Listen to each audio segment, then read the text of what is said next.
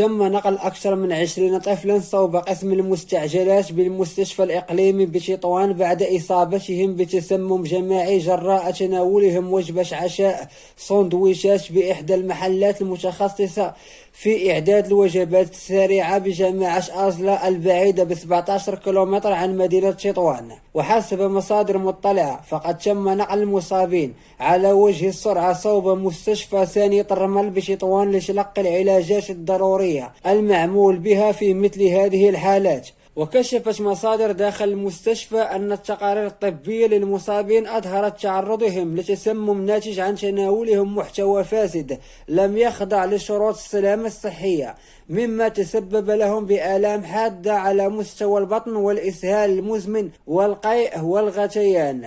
وتضيف المصادر عينها أنه تم إخضاع جميع الأطفال للعلاجات الضرورية وهم الآن في حالة جيدة. هذا وينتظر أن تفتح المصالح الأمنية والجماعية تحقيقا مفصلا عن الواقعة مع إجراء تفتيش دقيق للمحل المعني بالأمر وإخضاعه للتدابير القانونية والتحقيق معه وعرضه على أنظار النيابة العامة المختصة.